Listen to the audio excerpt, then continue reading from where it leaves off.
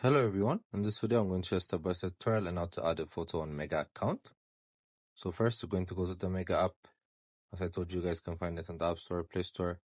Then next you're going to click on Menu. Then you're going to click on your profile section.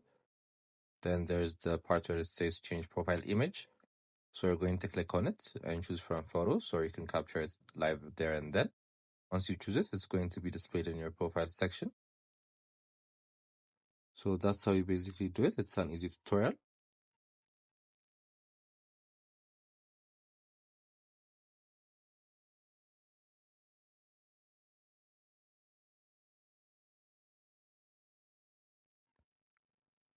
We also have different videos in our how to tutorial playlist. Make sure to check them out.